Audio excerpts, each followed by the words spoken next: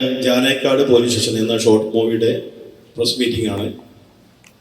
ഇതിൻ്റെ പ്രൊഡ്യൂസറായ NHRA-CF national human rights anti corruption voice chairman sir Vijayaraghavan sir എടുത്തിട്ട് ഇതിലെ പ്രധാന കഥാപാത്രം അഭിനയിച്ച CR സലീം, നായകവേഷം ചെയ്ത CR സലീം സാറ് അടുത്തുണ്ട്. അതുപോലെ നമ്മുടെ നിരവധി സിനിമകളിൽ അഭിനയിച്ച എൻ്റെ സുഹൃത്തായ ബാലാജി ശർമ്മ അടുത്തുണ്ട്. നിരവധി സിനിമകൾക്ക് കൈകാര്യം ചെയ്ത DOP കൈകാര്യം ചെയ്ത ശ്രീജിത്ത് നായർ അതും അടുത്തുണ്ട്. പിന്നെ നമ്മുടെ നാഷണൽ ഹ്യൂമൻ റൈറ്റ്സിൻ്റെ NHRA-CF സാർ അദ്ദേഹവും അടുത്തുണ്ട്. ഞാൻ മൈക്ക് NHRA-CF ചെയർമാൻ കൈമാറും. ബഹുമാന്യരായ വേദിയിൽ എൻ്റെ പ്രിയപ്പെട്ട NHRA-CF national vice president Shri Kalanthan Basheer, NHRA-CF national director Shri Joshi, നമ്മുടെ എല്ലാ പ്രിയങ്കരനായിട്ടുള്ള ശ്രീ സലീം, അതുപോലെ തന്നെ ബാലാജി, മറ്റു സ്നേഹം നിറഞ്ഞ ഈ ഹാളിലെ സഹൃദയരെ, NHRA-CF ബാനർ അല്ലെങ്കിൽ NHRA-CF പ്രൊഡ്യൂസ് ചെയ്ത ജാനകിക്കാട് പോലീസ് സ്റ്റേഷൻ എന്ന് പറയുന്ന സിനിമ അല്പസമയത്തിനകം ഈ ഹാളിൽ വെച്ച് എറണാകുളം MP ശ്രീ ഹൈബി ഈഡൻ റിലീസ് ചെയ്യുന്നതാണ്. ഈ സിനിമ ഈ രൂപത്തിലേക്ക് യാഥാർത്ഥ്യത്തിലാക്കിയിട്ടുള്ള ഇതിൻ്റെ നട്ടെല്ല് എന്ന് പറയുന്നത് ശ്രീ കലന്തൻ ബഷീറാണ്. അദ്ദേഹം ഇതിൻ്റെ സ്ക്രിപ്റ്റ് വായിച്ച് കേൾപ്പിച്ചു. എനിക്ക് വളരെ ഇഷ്ടം തോന്നി. കാരണം അദ്ദേഹത്തിൻ്റെ സ്ക്രിപ്റ്റുകളൊക്കെ തന്നെ വളരെ സക്സസ് ആയിരുന്നു. കാരണം ലഹരിക്കെതിരെ ഞങ്ങളൊരു പോരാട്ടത്തിലാണ് NHRA-CF. അതിന് ഇത്രമാത്രം അത് ഒരു ബോധവൽക്കരണം നടത്തുന്ന സിനിമകളുമായി രംഗത്ത് വന്നിട്ടുള്ളത് കലന്തൻ ബഷീറാണ്. ആദ്യത്തെ സിനിമ കുട്ടി യോദ്ധാവ് ഇതുപോലെ തന്നെ നിരവധി സ്കൂളുകളിലും അതുപോലെ തന്നെ ഒരുപാട് സ്ഥലങ്ങളിൽ ആ സിനിമ പ്രദർശിപ്പിച്ചു. വളരെ നല്ല പ്രതികരണം ആ സിനിമയിൽ നിന്നുണ്ടായി. രണ്ടാമത് ഹേയ് എന്ന് പറയുന്ന ഒരു സിനിമ, അതും ഇതുപോലെ തന്നെ വളരെ സാമൂഹ്യ പ്രാധാന്യമുള്ള ഒരു സിനിമയായി ജനം അത് അംഗീകരിച്ചു, അല്ലെങ്കിൽ അത് ആക്സെപ്റ്റ് ചെയ്തു. അതിനുശേഷമാണ് അദ്ദേഹം നമുക്ക് മൂന്നാമതും ഒരു സിനിമ വേണ്ടേ എന്ന് ഒരു നിർദ്ദേശം വെച്ചത്. ആവാലോ എന്ന് പറഞ്ഞു. അങ്ങനെ സ്ക്രിപ്റ്റ് വായിച്ചു.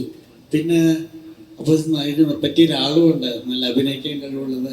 അപ്പോഴാണ് നമ്മുടെ national general secretary Shri Saleem, അദ്ദേഹത്തിൻ്റെ പേര് നിർദ്ദേശിച്ചു. പിന്നെ മറ്റൊന്നും എനിക്ക് ആലോചിക്കേണ്ടി വന്നില്ല. കാരണം കുട്ടിയാത്തോളം കണ്ട എനിക്ക് പിന്നെ കൂടുതലൊന്നും ആലോചിക്കേണ്ടി വന്നില്ല. ശരി, കലന്തൻ ബഷീർ അങ്ങനെ തന്നെ ആയിക്കോട്ടെ എന്ന് പറഞ്ഞു.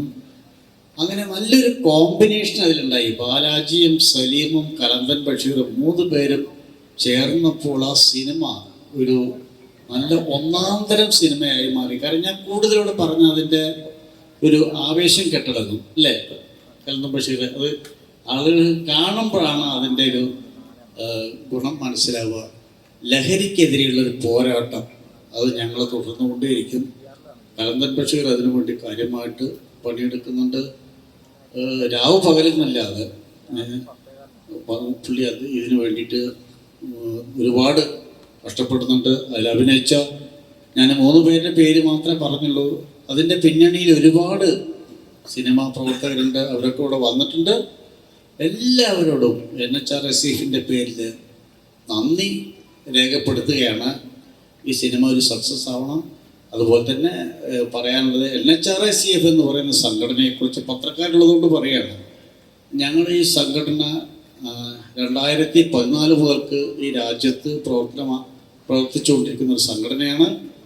കഴിഞ്ഞ 11 വർഷക്കാലം കൊണ്ട് ഞങ്ങൾ 18,000-ഓളം മെമ്പർമാർ ഈ രാജ്യത്ത് ഈ സംഘടനയ്ക്ക് വേണ്ടി പ്രവർത്തിക്കുന്നുണ്ട്.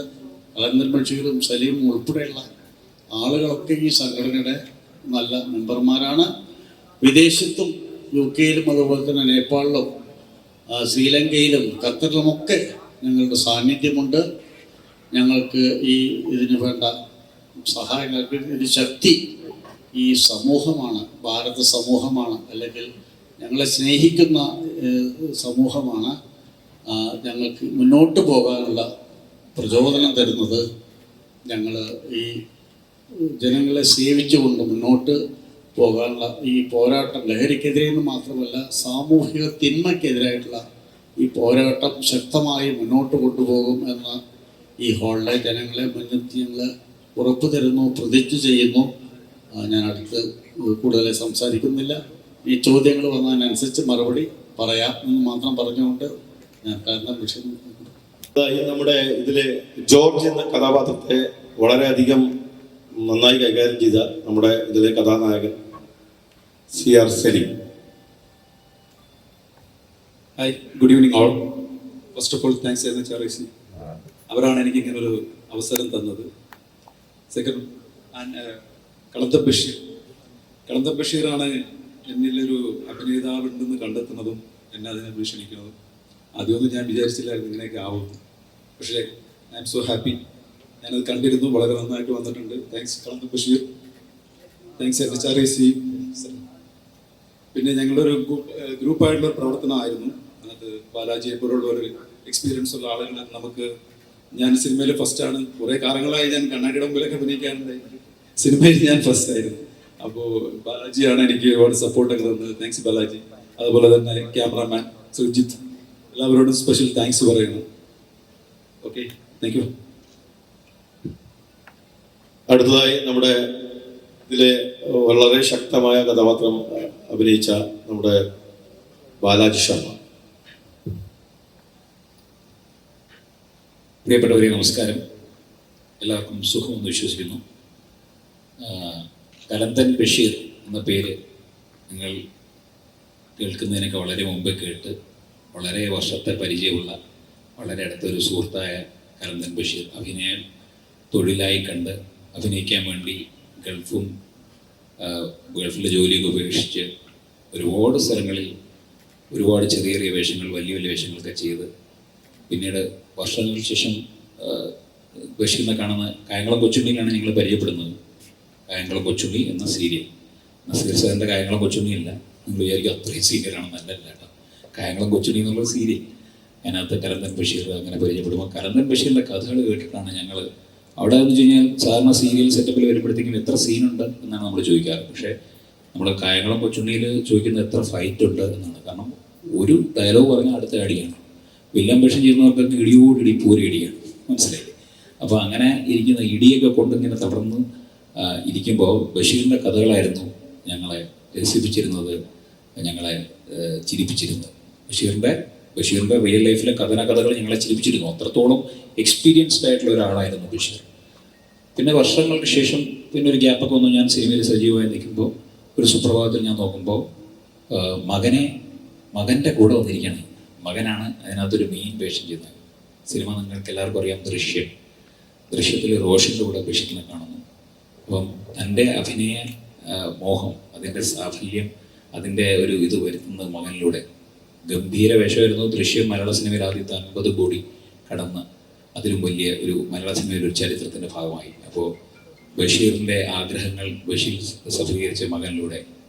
പിന്നീട് കുറേ കാലം കഴിയുമ്പോൾ ഞാൻ നോക്കുമ്പോൾ ബഷീർ കുറേ ഒരു ഷോർട്ട് ഫിലിമിൻ്റെ ഒരു ലിങ്ക് എനിക്ക് അയച്ചിട്ട് ഇതൊന്ന് കാണണം എന്ന് പറഞ്ഞു. ഞാൻ നോക്കുമ്പോൾ ഗംഭീര ഷോർട്ട് ഫിലിം. ഞാൻ ചോദിച്ചു, ഞാൻ നമ്മുടെ നോർമലി നോക്കില്ലല്ലോ സംവിധാനം, ഒരു ഷോർട്ട് ഫിലിം അങ്ങനെ കണ്ടു. ബഷീർ അഭിനയിച്ചാവാം എന്ന് വിചാരിച്ചു കണ്ടു, അല്ലെങ്കിൽ റോഷൻ അഭിനയിച്ചാവാന്ന് വിചാരിച്ച് കണ്ടു. പക്ഷെ അതൊന്നുമില്ല, ഇതാരും ഇല്ലാത്തൊരു ഷോർട്ട് ഫിലിം. ഗംഭീരം. ഞാൻ നല്ല മേക്കിംഗ് കേട്ടോ. ആണോ ചോദിച്ചു. അതെ, ഞാനാണ് എൻ്റെ സംവിധായകൻ. ഞാനാണോ? പിന്നീട് ഉണർവ് എന്നുള്ള ഷോർട്ട് ഫിലിമിനെ കുറിച്ച് ഞാൻ പറയേണ്ട കാര്യമില്ല. ഒരുപാട് അവാർഡ്സ് ഇപ്പോഴും ഡെയിലി നമ്മൾ ഫേസ്ബുക്കിലോ എവിടെയെങ്കിലുമൊക്കെ ബഷീറിൻ്റെ അവാർഡിൻ്റെ വാങ്ങിക്കുന്ന ഒരു ഫോട്ടോ കാണാൻ പറ്റും. അത് കഴിഞ്ഞിട്ട് അപ്പോൾ ഒരു ഷോർട്ട് ഫിലിം ചെയ്യുന്ന സമയത്ത്, എടോ നിങ്ങൾ വരണം, ഒരു പരിപാടിയുണ്ട് എന്ന് പറഞ്ഞു. അപ്പോൾ ഞാൻ പറഞ്ഞു, ഓക്കെ, നായകനാണോ? നായകനൊന്നുമല്ല, നിങ്ങൾ വരണം. ഞാൻ വിളിച്ച വരൂലേ? ഞാൻ പറഞ്ഞു വരും. ഞാൻ എന്താണ്? വ്യത്യസ്തമായ വേഷമാണ്. ഞാൻ എന്താണ്? പോലീസാണ്. വ്യത്യസ്തം. എനിക്ക് നമ്മൾ 100-ൽ 99 പോലീസ് സ്റ്റേഷൻ ചെയ്ത് എൻ്റെ അടുത്ത് പറഞ്ഞു വ്യത്യസ്തം. പക്ഷേ ബഷീർ വിളിച്ചാൽ പോകാതിരിക്കാൻ പറ്റില്ല. അങ്ങനെ വന്നു. അന്ന് തുടങ്ങി കഴിഞ്ഞപ്പോൾ നോക്കിയപ്പോൾ ശ്രീജിത്തുണ്ട്, മൊത്തം ക്രൂ രതീഷ് പാലോടുണ്ട് അസോസിയേറ്റ്, മൊത്തം ക്രൂ സിനിമാക്കാർ വളരെ ഗംഭീരം. നോക്കിയപ്പോൾ ഞാൻ പറഞ്ഞ ആരാണ് ഹീറോ. അപ്പം അവിടെ പൂജയൊക്കെ നടക്കുന്ന സമയത്ത് ഒരു അടിപൊളി ഗ്ലാസ് ഒക്കെ ഇട്ടിട്ട് ഒരാളിങ്ങനെ മാറി ഒരു ഭയങ്കര ഒരു, ഞാൻ വെച്ചാൽ ഒരു ഫോറിനറായിരിക്കും, ഫോറിനിൽ നിന്നും ഇന്ത്യയിലേക്ക് വന്ന ആളായിരിക്കും ധരിച്ചു, അല്ലെങ്കിൽ ആംഗ്ലോ ഇന്ത്യൻ, അങ്ങനെ ഒരാൾ മാറി നിൽപ്പുണ്ട്. അപ്പം ബഷീർ പറഞ്ഞു ഇദ്ദേഹമാണ് ഈ പ്രധാന കഥാപാത്രം ചെയ്യുന്നതാണ്.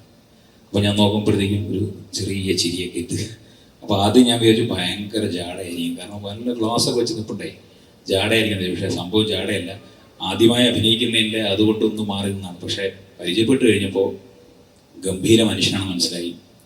പിന്നെ അഭിനയിക്കാൻ തുടങ്ങിയപ്പോൾ എനിക്കൊരു വെല്ലുവിളിയായി. ഞാൻ പറഞ്ഞു ഇയാൾ കൊള്ളാമല്ലോ, ഇയാൾ കുറേ ദൂരം മലയാള സിനിമയിൽ പോകുമെന്ന് തോന്നുന്നു. വളരെ ഗംഭീരമായി ആ കഥാപാത്രം ചെയ്തിട്ടുണ്ട്. ഒട്ടും അതിഭാവുകത്വമില്ലാതെ ആ കഥാപാത്രത്തിന് വളരെ നാച്ചുറൽ. ബഷീർ ഇടയ്ക്കിടയ്ക്ക് വന്ന് പറഞ്ഞു കൊടുക്കുന്നുണ്ട്, ഒക്കെ പറയുന്നുണ്ട്. ഈവൻ സലീമക്കയുടെ ഒരു ഗുണം എന്ന് വെച്ച് കഴിഞ്ഞാൽ ഇദ്ദേഹം മലയാള സിനിമയുടെ ഒരുപാട്, ഇപ്പം നമ്മൾ ചെയ്തുകൊണ്ടിരിക്കുന്ന മഹേഷ് നാരായണൻ്റെ വലിയൊരു പടം, മമ്മൂട്ടി, മോഹൻലാൽ, കുഞ്ചാക്കോ, ഇല്ലാത്തവരില്ല അല്ലേ, എല്ലാവരും ഉണ്ട്. അതിൻ്റെയൊക്കെ പ്രൊഡ്യൂസറാണ്. ഒരുപാട് സിനിമകൾ എന്താണെന്ന് വ്യക്തമായിട്ട് അറിയാമെന്നുള്ളതാണ്. പക്ഷേ നമ്മൾ ഒരു സജഷൻ പറയുകയോ അല്ലെങ്കിൽ നമ്മളോട് ചോദിക്കുകയാണ് ഇത് ഇങ്ങനെ ചെയ്താൽ മതിയോ എന്ന് ചോദിക്കുമ്പോൾ അത് ഉൾക്കൊണ്ടുകൊണ്ട് അഭിനയിക്കുന്ന വളരെ നാച്ചുറലായിട്ടുള്ളൊരു ആക്ടറാണ്. ഒരുപാട് ദൂരം മുന്നോട്ട് പോകാൻ പറ്റും. പിന്നെ ഇതിൻ്റെ കഥാഗതിയെക്കുറിച്ചോ ഇതിൻ്റെ കഥാസാരത്തെക്കുറിച്ചോ ഞാനൊന്നും പറയുന്നില്ല. ബിക്കോസ് എനിക്ക് തോന്നുന്നു നമ്മൾ കാണാൻ പോവുകയാണെന്നല്ലേ, നമ്മൾ കാണുന്നു. അപ്പോൾ കാണാൻ പോകുന്ന പൂരം പറഞ്ഞിരിക്കേണ്ട കാര്യമില്ല. എന്തായാലും അഭിനയിച്ചപ്പോൾ എനിക്കൊരു മനസ്സിലൊരു വൈബ് തോന്നും. അല്ലെങ്കിൽ നമ്മൾ സാധാരണ എത്രയോ ഷോർട്ട് ഫിലിംസ് ഒക്കെ അഭിനയിക്കും, പക്ഷേ ഇങ്ങനൊരു ഫംഗ്ഷൻ വെക്കുകയും ഈ ഫംഗ്ഷനിൽ എന്താ ശരിക്കും പറഞ്ഞാൽ എനിക്ക് ഷൂട്ടുള്ള ദിവസമാണ്. പക്ഷേ ബഷീർ പറഞ്ഞു നിങ്ങൾ വന്നില്ലെങ്കിൽ ഉണ്ടല്ലോ, ഇതാണ് എനിക്കത് പറയുന്നത്, വന്നിൽ ഭയങ്കര പെട്ടെന്ന് ചൂടാവുന്ന ആളാണ് കേട്ടോ. നിങ്ങൾ ഈ കാണുന്ന ആളല്ല, താടി വെച്ച് സാധ്യത പോലെ ഇരിക്കുന്നെങ്കിലും കണ്ണാടി വെച്ചിരിക്കുന്നത് വെച്ചാൽ ദേഷ്യം കണ്ണിലെ ആ ചുവപ്പ് മറയ്ക്കാനാണ്. അപ്പോൾ എൻ്റെ അടുത്ത് ചൂടായി പറഞ്ഞു വന്നില്ലെങ്കിൽ എൻ്റെ സ്വഭാവം മാറുമെന്ന് പറഞ്ഞു. ഞാൻ പേടിച്ചിട്ട് വന്നു, കാരണം ഈ കോഴിക്കോടും ഇയാൾക്ക് കൊണ്ട് കൂട്ടാൻ സെറ്റപ്പ് അതുകൊണ്ട്. എന്തായാലും ഇത് തീർച്ചയായും നിങ്ങളെ മനസ്സിനെ ഒന്ന് എന്താ പറയുക, ഒരു നിമിഷമെങ്കിലും നിങ്ങൾ ഇമോഷണൽ ആവും എന്ന് 100% ഗ്യാരണ്ടിയോട് ഞാൻ പറയാം. ഇത് ഒരുപാട് ദൂരം മുന്നോട്ട് പോകും. അതുകൊണ്ട് തന്നെയാണ് ഇത് ഒരുപാട് മഹാനടന്മാരുടെ പേജുകളിലൂടെ ഇത് റിലീസാകാൻ പോകുന്നത്. നാളെയാണ് എൻ്റെ റിലീസ്. ഇത് നിങ്ങൾ കണ്ട് ഇഷ്ടപ്പെടുകയാണെങ്കിൽ മാത്രം ഇത് മാക്സിമം ഷെയർ ചെയ്യണം. ഇത് not only as a film but also ഒരു സോഷ്യലി റിലവൻ്റ് ആയിട്ട് വളരെയധികം സ്ട്രോങ് ആയിട്ടുള്ളൊരു മെസ്സേജ് പറയുന്ന, എന്നാൽ ഫാമിലി, പോലീസുകാരനും ഫാമിലി ഉണ്ട്. ഇതാണ് ഞാൻ ഇതിനെക്കുറിച്ച് പറയാൻ ആഗ്രഹിക്കുന്ന ഒറ്റ വാക്യം. എന്തായാലും all the best for Kalanthan Basheer and team and all the best for us. ഒരു നല്ലൊരു സിനിമയിൽ പങ്കെടുത്തതിൻ്റെ ചാരിതാർത്ഥ്യവും സന്തോഷവും നന്ദിയും രേഖപ്പെടുത്തിക്കൊണ്ട് ഞാൻ ബഷീറിൻ്റെ പെർമിഷനോടുകൂടി ഇതിൻ്റെ DOP ശ്രീജിത്തിന് മൈക്ക് കൈമാറും. എല്ലാവർക്കും നമസ്കാരം. ബഷീർക്കയുടെ കൂടെ രണ്ടാമത്തെ സിനിമയാണ്. ആദ്യത്തേത് കുട്ടിയോദ്ധാവ്, രണ്ടാമത്തെ ഈ സിനിമ. ബഷീർക്കയുടെ ഡയറക്ഷനും സലീംക്കയുടെ അഭിനയത്തിന് നല്ല രീതിയിൽ വന്നിട്ടുണ്ട്. ഇനിയുമെല്ലാം നിങ്ങൾക്ക് കാണാമല്ലോ. വേറെ പ്രത്യേകിച്ചൊന്നും പറയുന്നില്ല. എല്ലാവർക്കും എൻ്റെ നമസ്കാരം. നമസ്കാരം. ഒരൊറ്റ കാര്യം മാത്രം ഞാൻ പറയാം. NHRSCFന് ഈ ഫിലിമുമായി അല്ലെങ്കിൽ ഒരു സാമൂഹ്യ പ്രതിബദ്ധതയുള്ള ഒരു ഫിലിമിനോട് ചേർന്ന് നിൽക്കാൻ കഴിഞ്ഞു എന്നത് തന്നെ ഈ സംഘടനയെ സംബന്ധിച്ച് വളരെയധികം അഭിമാനം തോന്നുന്ന ഒരു നിമിഷമാണ് ഇപ്പോൾ. കഴിഞ്ഞ 3 ഷോർട്ട് ഫിലിമിൽ ഞങ്ങൾ പങ്കാളികളായി. അതിൽ ഞങ്ങളൊക്കെ വളരെ സ്നേഹത്തോടെ, അല്ലെങ്കിൽ ഞങ്ങളൊരു ബ്രദറിനെ പോലെ കാണുന്ന ഒരാളാണ് കരന്തൻ. ഞങ്ങൾ കരന്തെന്ന് വിളിക്കാൻ പോയി, കരന്തൻ ബഷീർന്ന് പോലും വിളിക്കില്ല, കരന്തെന്ന് വിളിക്കുക. അത്രയും അടുപ്പം സ്നേഹവും ഞങ്ങളോടൊക്കെ കാണിക്കുന്ന ഒരു വ്യക്തി കൂടിയാണ് അദ്ദേഹം. അപ്പം അദ്ദേഹത്തിൻ്റെ കൂടെ അല്ലെങ്കിൽ അദ്ദേഹം പങ്കാളികളായ ഒരു സിനിമയ്ക്ക് വേണ്ടി ഞങ്ങൾക്കും കൂടി പങ്കാളികളായി ചേരാൻ വന്നതിൽ അതിൻ്റെ ആ ഒരു നിമിഷം ഞങ്ങൾക്ക് എന്നും അഭിമാനിക്കാൻ കഴിയുന്നതാണ്. ഞാൻ സംഘടനയെ സംബന്ധിച്ച് ഞങ്ങളുടെ ചെയർമാൻ ഓൾറെഡി പറഞ്ഞു കഴിഞ്ഞു. ഞാൻ അതുകൊണ്ട് അതിനെ സംബന്ധിച്ച് ഒന്നും പറയുന്നില്ല. നന്ദി, നമസ്കാരം. ലഹരിക്കെതിരെയുള്ള ഒരു സിനിമയായിട്ടാണോ വരുന്നത്, അതോ ഒരു പോലീസുകാരൻ്റെ വിഷമങ്ങളും ഇന്നത്തെ പോലീസുകാരും മനുഷ്യനാണ് എന്ന് പറഞ്ഞ ആ ഒരു ടീമിനോട് ബന്ധപ്പെടുത്തിയാണോ?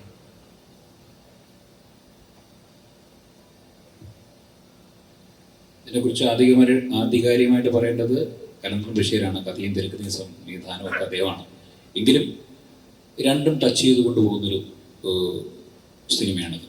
അതായത് ഇതിൻ്റെ ഹൈലൈറ്റ് എന്ന് പറയുന്നത് പോലീസുകാരനും ഒരു ജീവിതമുണ്ട്, എന്നുള്ളതാണ്. അത് എങ്ങനെ എന്നുള്ളത് പറയുമ്പോൾ നമ്മൾ ലഹരി എന്ന് പറയുന്ന ഒരു അതിവിപത്തിനെ തരണം ചെയ്യുന്ന ഒരു ഒരു സീക്വൻസ് കൂടെ ഉണ്ട്. അപ്പോൾ ഇത് രണ്ടും കൂടെ മിക്സ് ചെയ്ത് പോകുന്ന ഒരു കഥയാണ്. ഇതിനെക്കുറിച്ച് വ്യക്തമായിട്ട് കലന്തന് മാത്രമേ പറയാൻ പറ്റുള്ളൂ, കാരണം ഞാനും കണ്ടിട്ടില്ല. ഇത് പോലീസുകാരൻ്റെ സ്റ്റോറി എന്ന് പറയാൻ പറ്റില്ല. ഇത് എന്ന് പറഞ്ഞാൽ ലഹരിക്കെതിരായിട്ടുള്ള സ്റ്റോറിയാണ്. കാരണം ഞാൻ ചെയ്യുന്ന 9ാമത്തെ ഷോർട്ട് ഫിലിമാണ് ഈ ജാനായിക്കാട് പോലീസ് സ്റ്റേഷൻ. അപ്പം ഇതിൻ്റെ കഥ എന്ന് പറയുന്നത് ഇപ്പോഴത്തെ മയക്കുമരുന്നിനെതിരായിട്ടുള്ള ചില നമ്മുടെ പ്രവർത്തനങ്ങളെ കുറിച്ചുള്ള ഒരു ഷോർട്ട് ഫിലിമാണ്. കാരണം എത്രത്തോളം നമ്മളെ മാതാപിതാക്കൾ എത്രത്തോളം ബുദ്ധിമുട്ടുന്നുണ്ട് മനസ്സിലാക്കി കൊടുക്കുന്ന ഒരു ഷോർട്ട് ഫിലിമായിരിക്കും ജാനായിക്കാട് പോലീസ് സ്റ്റേഷൻ. കാരണം ഇന്നുവരെ കാണാത്ത രീതിയിലുള്ളൊരു കഥാപാത്രമാണ് ഈ പോലീസുകാരൻ്റെ ഒരു മകനിൽ കൂടി ഞാൻ കൊണ്ടുപോയത്. ഓക്കെ, ഈ സിനിമ സംസാരിച്ചു തുടങ്ങി കഴിഞ്ഞപ്പോൾ അത് ഒരു കേരള പോലീസുമായിട്ട് അസോസിയേറ്റ് ചെയ്ത് കൊണ്ടുപോകണം എന്ന് തോന്നിയതിന്റെ കാരണം എന്തായിരുന്നു? അത് എനിക്ക് കേരള പോലീസിന്റെ ഷോർട്ട് ഫിലിം തന്നെയാണ് ആദ്യം കുട്ടി യോദ്ധാവ് എന്ന ഷോർട്ട് ഫിലിം ചെയ്തിരിക്കുന്നത്. അപ്പോൾ കേരള പോലീസ് എനിക്ക് ഒരുപാട് സപ്പോർട്ട് തരുന്നുണ്ട്. കാരണം പോലീസ് എനിക്ക് പോലീസ് വാഹനങ്ങൾ, അതുപോലെ ഇത് ഒറിജിനൽ പോലീസ് ഓഫീസറൊക്കെ അഭിനയിക്കുന്ന മുമ്പ് ഇത് CI, അതുപോലെ SI, അങ്ങനെ കുറച്ച് പോലീസ് ഓഫീസർമാർ അഭിനയിച്ചിട്ടുണ്ട്. പിന്നെ നമുക്ക് ഷൂട്ടിങ്ങും എല്ലാ ഹെൽപ്പുകളും കേരള പോലീസിൽ നിന്ന് എനിക്ക് ഒരുപാട് സപ്പോർട്ട് കിട്ടിയിട്ടുണ്ട്. അതുകൊണ്ട് തന്നെയാണ് ഞാൻ എന്നെ ഹെൽപ്പ് ചെയ്യുന്ന ആരായാലും അത് പോലീസുകാരനാകുമ്പോൾ സന്തോഷമല്ലേ ഉണ്ടാവും. അപ്പം അതുകൊണ്ട് കുറച്ചും കൂടി ബലവും ധൈര്യവും അവരിൽ കൂടി കിട്ടുമെന്ന പ്രതീക്ഷയോട് തന്നെയാണ് ഞാൻ കേരള പോലീസുമായിട്ട് മുന്നോട്ട് കൊണ്ടുപോകും.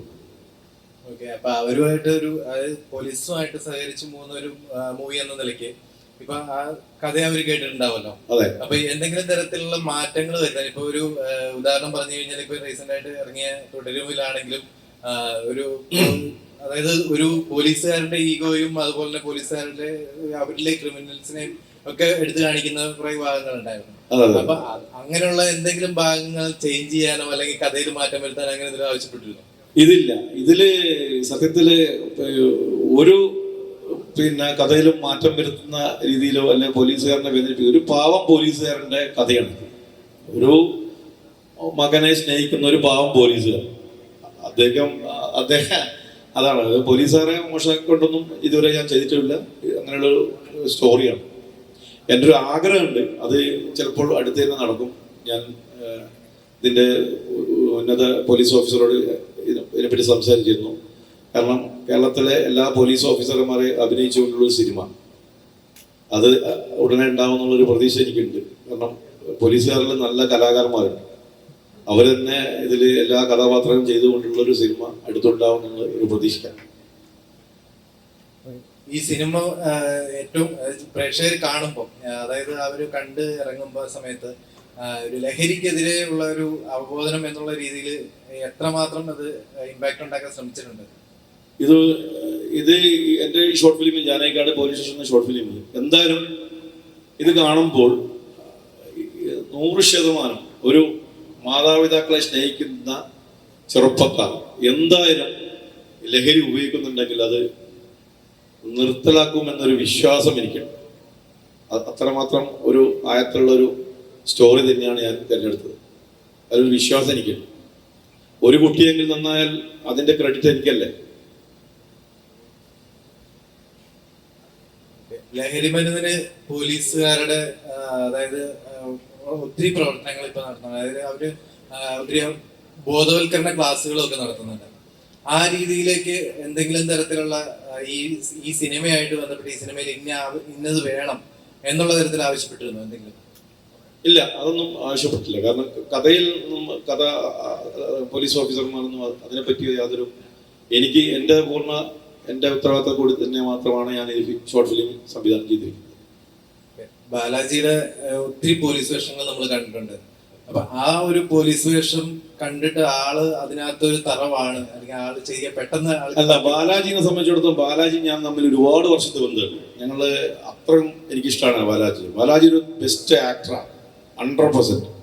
കാരണം ബാലാജി ഇതിൽ അഭിനയിച്ചതാണ് എൻ്റെ ഏറ്റവും വലിയ ഭാഗ്യം. കാരണം ഞാൻ കൊണ്ടുവന്ന പുതുമുഖം നടനാണ് സലീം ഖാൻ. അപ്പൊ സലീം ഖാർക്ക് എന്തെങ്കിലും കുറവുകളുണ്ടെങ്കിൽ അത് ബാലാജി കൂടി നേർത്താന്നുള്ള രീതിയിൽ തന്നെയാണ് ബാലാജിനെ ഞാൻ സലീം ഖാനെ സപ്പോർട്ട് ചെയ്തിരിക്കുന്നത്. അപ്പൊ ഞാൻ തിരഞ്ഞെടുത്തതിൽ ഏറ്റവും വലിയ 2 വ്യക്തികളാണ് സലീം ഖയും ഈ പറഞ്ഞ ബാലാജി. പക്ഷെ അവസാനം വന്നപ്പോഴത്തേക്ക് സലീം ഖാൻ നമ്മളെക്കാളൊക്കെ മുകളിൽ അടിപൊളിയായി. സലീം ഖാൻ തമാശ പറഞ്ഞല്ല, നമ്മൾ ആദ്യം ഞാൻ സീരിയസ് ആയിട്ട് ഞാൻ ചോദിച്ചു, ഞാൻ കലന്തെടുത്ത് ഇടയ്ക്കിടയ്ക്ക് ചോദിക്കും, ഇത് ആരായി ജോർജ് പറഞ്ഞു. അതുകൊണ്ട് ഞാനൊരു ഒരാളെ അവതരിപ്പിക്കും, ഞെട്ടും നിങ്ങൾ എന്ന് പറഞ്ഞു. അപ്പം ഞാൻ വിചാരിച്ചു സംഭവം കുട്ടേട്ടം വരുമായിരിക്കും, അല്ലെങ്കിൽ സിദ്ദിഖേട്ടൻ വരുമായിരിക്കും എന്നൊക്കെ വിചാരിച്ചിരിക്കുമ്പോൾ അവസാനം അവതരിപ്പിച്ച ഇദ്ദേഹം. അപ്പം ഞാൻ പറഞ്ഞു ഇദ്ദേഹം ഇത് ആദ്യമായിട്ട് ചെയ്യുന്നതാണ്. അപ്പം ഞാൻ വിചാരിച്ചു ഓക്കെ, എന്തായാലും അതിൻ്റെ ഒരു ഇതുണ്ടാവുമല്ലോ. പക്ഷേ വളരെ ഗംഭീരമായിട്ട് അദ്ദേഹം ഡബിങ് നിങ്ങളല്ലേ ചെയ്തത്, ഡബിങ് അത് ഞാൻ പറഞ്ഞു ഇക്കന്നെ ഡബ് ചെയ്യണം. കാരണം അത് പുള്ളിക്കൊരു എറണാകുളം ആലുവ പരിപാടി സ്ലാങ് ഒക്കെ ഉണ്ട്, വളരെ നാച്ചുറലായിട്ട് പുള്ളി ചെയ്തിട്ടുണ്ട് എന്നാണ് എൻ്റെ വിശ്വാസം. എന്തായാലും നന്നായി, എന്തായാലും ഇതൊരു ഇറ്റ്സ് എന്താണ് വർത്ത് വാച്ചിങ് ആയിട്ടുള്ള ഒരു പരിപാടിയാണ്. അല്ലെങ്കിൽ നമ്മൾ തീർച്ചയായിട്ടും ഇങ്ങനെ ഒരു പരിപാടി സംഘടിപ്പിക്കുന്നതന്നെ അതിൻ്റെ ഒരു കോൺഫിഡൻസ് ഉള്ളതുകൊണ്ടാണ് എന്നാണ് എൻ്റെ വിശ്വാസം. ഇതിൽ അഭിനയിക്കാൻ വേണ്ടി വിളിച്ചപ്പം ടോഷി ചോദിച്ചു മൂവിയാണോ ചോദിച്ചു. ഞാൻ പറഞ്ഞു മൂവി പോലത്തെ ഒരു സിനിമയാണ്, ഷോർട്ട് ഫിലിം ആണോ. അപ്പൊ പുള്ളിക്ക് വലിയ താല്പര്യമൊന്നുമില്ലായിരുന്നു. പക്ഷെ പുള്ളി അഭിനയിച്ചു സീന് കണ്ടപ്പോൾ എന്നെ കെട്ടിപ്പിടിച്ച് ഉമ്മ എന്നിട്ട് പറഞ്ഞു നീ ഇതോടെ രക്ഷപ്പെടും, നോക്കാം.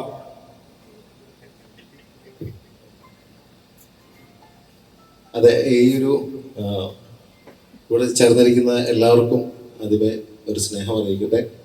ഈ വർക്കിൻ്റെ ഭാഗമാകാൻ കഴിഞ്ഞാൽ ഒത്തിരി സന്തോഷമുണ്ട്. പിന്നെ കാണുന്നവർ തന്നെയാണ് ഇതിനെ ഒരു വിലയിടേണ്ടത്. അതുകൊണ്ട് നിങ്ങളുടെ ഭാഗത്തുള്ള സ്നേഹവും സന്തോഷവും ഒക്കെ ആഗ്രഹിക്കുന്നു. Thank you. എൻ്റെ കഥാപാത്രത്തെ കുറിച്ച് പറയുകയാണെങ്കിൽ ക്യാരക്ടറിൻ്റെ പേര് ബെന്നി എന്നാണ്.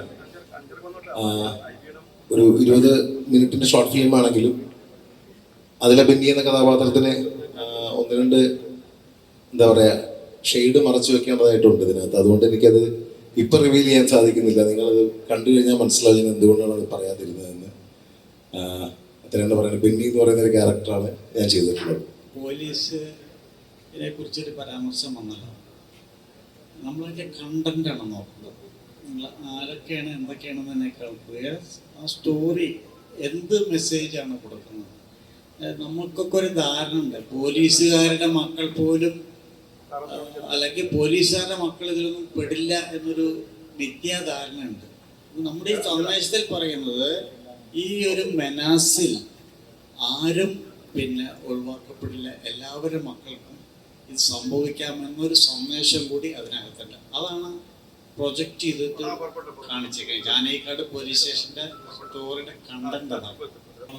റിപ്പീറ്റേഷൻ വരുന്ന കഥാപാത്രങ്ങൾക്ക് ഒരു ഓൾറെഡി എസ്റ്റാബ്ലിഷ്ഡ് ആക്ടർ ആണെങ്കിൽ ചെറിയ കഥാപാത്രമാണോ വലിയ കഥാപാത്രമാണോ ഒക്കെ എപ്പോഴും കെയർഫുൾ ആയിട്ട് നോക്കുക. കാരിയോഗ്രാഫ് എപ്പോഴും നോക്കാറുണ്ട്.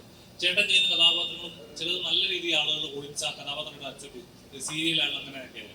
എത്രത്തോളം കെയർഫുൾ ആണോ ഓരോ കഥാപാത്രം ചൂസ് ചെയ്യിപ്പിച്ചേട്ടൻ? നമ്മളെ സംബന്ധിച്ചിടത്തോളം ഈ ഓരോ കഥാപാത്രവും ഡിഫറെൻ്റ് ആണ്. ഇപ്പോൾ പോലീസുകാരനാണ്, ഇപ്പം ഞാൻ ചെയ്തിട്ടുള്ള ഒരു മെമ്മറീസിലെ പോലീസുകാരനായിരിക്കില്ല ഫയർമാൻ്റെ പോലീസുകാരൻ. പോലീസാണ് അയാളുടെ ജോലി എന്നുള്ളതിൽ കവിഞ്ഞ് ഒരു ബന്ധവും ആ കഥാപാത്രങ്ങളിൽ ഉണ്ടാവില്ല. ഞാൻ സമീപിക്കാറ് അങ്ങനെയാണ്. അല്ലാതെ പോലീസ് വേഷമാണ് അതുകൊണ്ട് ചെയ്യില്ല എന്ന് പറയുന്നത് എന്നെ സംബന്ധിച്ചൊരു മണ്ടത്തരമാണ്.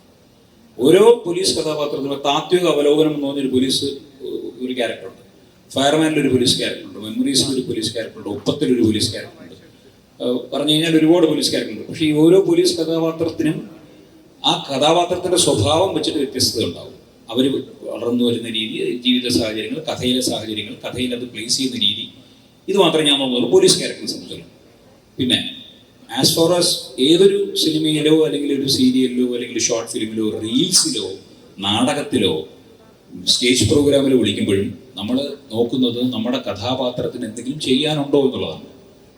അതർ ദാൻ പാസിംഗ് ഷോട്ട്, അത് ഒരു പാസിംഗ് ഷോട്ടിൽ പോലും വിസ്മയം തീർത്തിട്ടുള്ള നടന്മാരുണ്ട്, ആ ബോഡി ലാംഗ്വേജുണ്ട്. അപ്പോൾ ഒരു നടനെ സംബന്ധിച്ചിടത്തോളം നമ്മൾ കിട്ടുന്ന കഥാപാത്രം എങ്ങനെ നമ്മുടെ സിഗ്നേച്ചർ ഉണ്ടാക്കുക എന്നുള്ളതാണ്. അല്ലാതെ കഥാപാത്രത്തിൻ്റെ വലിപ്പച്ചെറുപ്പത്തിൽ ഒരു കാര്യമില്ല. ഇപ്പോൾ ഞാൻ ഇപ്പം ഇന്നലെ ഒരു കഴിഞ്ഞ ആഴ്ച റിലീസ് ചെയ്ത return and directed by God എന്ന് പറഞ്ഞ സിനിമയുണ്ട്. അതിനകത്ത് എൻ്റെ കഥാപാത്രത്തിന് കുറേ കോൾസ് എനിക്ക് വരുന്നുണ്ട്, നല്ല പെർഫോമൻസ് ആയിരുന്നു. അപ്പോൾ എൻ്റെ അടുത്ത് ചോദിച്ചു എത്ര ദിവസം എവിടെയായിരുന്നു ഷൂട്ടിംഗ് എന്നൊക്കെ ആൾക്കാർ ചോദിക്കും. ഞാൻ ഒരു ദിവസമേ അഭിനയിച്ചിട്ടുള്ള പടത്തിനകത്ത്. സിനിമയിൽ ത്രൂ ഔട്ട് വരുന്നത് പോലെ ഫീൽ ചെയ്യുന്ന രീതിയിലുള്ള സീക്വൻസുകളിൽ വരുന്നൊരു കഥാപാത്രമാണ്. അതിനകത്ത് നമുക്കുള്ള കഥാപാത്രത്തിന് നമുക്ക് നന്നായിട്ട് പെർഫോം ചെയ്യാൻ പറ്റി എന്നുള്ളതാണ്. അതുകൊണ്ട് വലിപ്പ ചെറുപ്പവും ഇതൊന്നും ഇതിനകത്ത് ഞാൻ ഇതിനെ കൺസിഡർ ചെയ്യുന്നില്ല. ഈവൻ മണി പോലും ഞാൻ എത്ര പൈസ കിട്ടുമെന്നുള്ളതൊക്കെ വരുന്നത് അവസാനം. കഥാപാത്രത്തിന് എന്ത് ചെയ്യാനുണ്ട്, എനിക്കെന്തെങ്കിലും ചെയ്യാൻ പറ്റുമോ, എനിക്കെന്തെങ്കിലും കോൺട്രിബ്യൂട്ട് ചെയ്യാൻ പറ്റുമോ എന്നുള്ളത് മാത്രമേ ഞാൻ നോക്കാറുള്ളൂ. Thank you. അതുപോലെ ചേട്ടാ, ഒരു നടനെ സംബന്ധിച്ച് അല്ലെങ്കിൽ ഒരു നടിയെ സംബന്ധിച്ചോളം നടനെ നിൽക്കുക അല്ലെങ്കിൽ നടിയെ നിൽക്കുക എന്നുള്ളതാണ് അവര് പ്രയോറിറ്റി. പക്ഷെ പലപ്പോഴും എന്താ വെച്ചാൽ സീരിയൽ നടൻ അല്ലെങ്കിൽ സീരിയൽ നടി അല്ലെങ്കിൽ സിനിമ നടൻ, നാടക നടൻ, ഇപ്പോഴും അങ്ങനെ ഒരു കാറ്റഗറൈസേഷൻ ഉണ്ടെന്ന് വിശ്വസിക്കുന്നുണ്ടോ? ഇത് ഓരോ മീഡിയമാണ്, മനസ്സിലാക്കി. ഇപ്പോൾ ഒരു ഓട്ടോറിക്ഷ ഡ്രൈവറാണ് ഞാനെന്ന് വെക്കുക.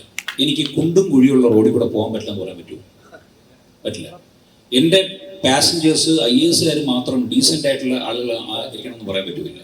വെള്ളോടിക്കാരനുണ്ടാവും, അസുഖമായിട്ട് പോകുന്നവരുണ്ടാവും, പിള്ളേരുണ്ടാവും, പല ടൈപ്പ് പാസഞ്ചേഴ്സ് ആയിരിക്കും. കുണ്ടുകുഴി റോഡുണ്ടാവും, നല്ല റോഡുണ്ടാവും. എൻ്റെ ജോലി വണ്ടി ഓടിക്കലാണ്, സേഫായിട്ട് അവരെത്തിക്കാൻ എന്നുള്ളത്. അത് മാത്രമേ ഞാൻ നോക്കാറുള്ളൂ. സീരിയലാണ്, സിനിമയാണ്, ഷോർട്ട് ഫിലിമാണ്, തെരുവ് നാടകമാണ്, റീലാണ് എന്നൊന്നും ഞാൻ നോക്കാറില്ല. നമ്മൾ ഒരു as an actor we should perform every rule we should get എന്നുള്ളത് വിശ്വസിക്കുന്ന ആളാണ് ഞാൻ. 2, ഇത് ഓഡിയൻസ് സെഗ്രിഗേറ്റഡ് ആണ്. സീരിയൽ കാണുന്ന ഓഡിയൻസിന് സിനിമയിലെ വലിയ നടന്മാരെ അറിഞ്ഞുകൂടാൻ ഉണ്ടാവും. എനിക്ക് അനുഭവം ഉണ്ടായിട്ടുണ്ട്. വല്ല ഗ്രാമപ്രദേശങ്ങളിലൊക്കെ പോയി കഴിഞ്ഞാൽ സിനിമയിൽ വലിയ റോഡിലുള്ള ആളെ തിരിച്ചറിയത്തോലുമില്ല. മമ്മൂട്ടി മോഹൻലാൽ ആ ശ്രേണിയല്ല ഞാൻ പറയുന്നത്. കുറച്ചുകൂടെയൊക്കെ ക്യാരക്ടർ ആക്ടേഴ്സ് നമ്മൾ പോലെ ചെയ്യുന്നു.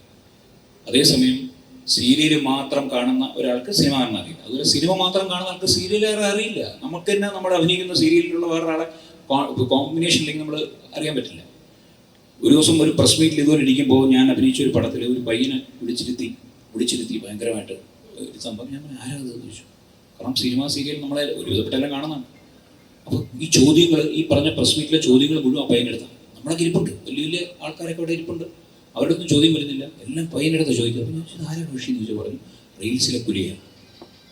അപ്പോൾ ഈ യൂട്യൂബിൽ ചാനലിലുള്ള ആൾക്കാരൊക്കെ ചോദിക്കുന്നത് മറ്റേ പൊടയും എന്ന ഒരു പേരുണ്ട്, മീൻകറിയും മറ്റേ അച്ചാർ എന്നൊക്കെ പറഞ്ഞിട്ടുള്ളൊരു ചാനലിൻ്റെ ആളാണ്. അപ്പോൾ അതിന് ഓഡിയൻസ് ഉണ്ട്, ടിക്ടോക്കിന് ഓഡിയൻസ് ഉണ്ടായിരുന്നു. അപ്പോൾ ഓഡിയൻസ് സെഗ്രിഗേറ്റഡ് ആണ്. അതുകൊണ്ട് നമ്മൾ എല്ലാ സ്ഥലത്തും നമ്മൾ വരിക എന്നുള്ളതാണ് ഇന്നത്തെ ഇത് വെച്ചിട്ടുള്ള ചലഞ്ച്. ചലഞ്ചായിട്ട് തന്നെ ഫീൽ ചെയ്യുന്നുണ്ട്. കാരണം വെച്ചാൽ ഇപ്പോൾ പണ്ടാണെങ്കിൽ സിനിമയ്ക്ക് വേണ്ടി അഭിനയിക്കാൻ വേണ്ടി പാഷൻ എന്ന ഓഡീഷൻസ് ഒക്കെ പോയി തളർന്ന് നമ്മൾ ജോലി ഉപേക്ഷിച്ച് കുടുംബത്തിലൊക്കെ സഫർ ചെയ്തിട്ടൊക്കെ ഒരുപാട് പേര് സിനിമയിലേക്ക് വന്നിട്ടുണ്ട്. ഇന്ന് റീൽസിലൂടെ കണ്ടിട്ട് അഭിനയിക്കാൻ നിൽക്കുന്നവരെക്കാൾ കൂടുതൽ റീൽസിൽ ഫോളോവേഴ്സ് ഉള്ളവരാണ് സിനിമയിൽ കൂടുതലും ആക്റ്റീവായിട്ടുള്ളത്. അത് ശരിക്കും ഏതെങ്കിലും ഒരു പോയിന്റിൽ എപ്പോഴും തോന്നിയിട്ടുണ്ടോ? അല്ല, ഞാൻ പറഞ്ഞില്ലേ, റീൽസിന്റെ ഫോർമാറ്റ് വെച്ചിട്ട് സിനിമ വന്നു കഴിഞ്ഞാൽ പണി പാടും. മനസ്സിലായില്ലേ? റീൽസിൽ ഒരു 2-30 സെക്കൻഡിനകത്ത് അഭിനയിക്കുന്ന രീതി വെച്ചുകൊണ്ട് സിനിമയിൽ വന്നു കഴിഞ്ഞാൽ പണി പാടും. അപ്പോൾ സിനിമ എന്നുള്ള മീഡിയം മനസ്സിലാക്കി അഭിനയിച്ചാൽ ഓക്കെയാണ്. നമ്മളിപ്പം സിനിമയിൽ അഭിനയിക്കുന്ന രീതി വെച്ചിട്ട് സീരിയലിൽ പോയി പണി പാടും. സീരിയൽ അഭിനയിക്കുന്ന വെച്ച് സിനിമ വന്നു കഴിഞ്ഞാൽ പണി പാടും. സ്റ്റേജിൽ മിമിക്രി ചെയ്യുന്ന ആൾക്കാർ ഭയങ്കര സ്പീഡ് പോട്ടെ ആ പരിപാടി വെച്ചിട്ട് സിനിമ വന്നു കഴിഞ്ഞാൽ പണി പാടും. കമേഴ്ഷ്യൽ സിനിമയിൽ അഭിനയിക്കുന്ന പരിപാടി വെച്ചുകൊണ്ട് നമ്മൾ റിയലിസ്റ്റിക് സിനിമയിൽ പോയ പണി പാടും.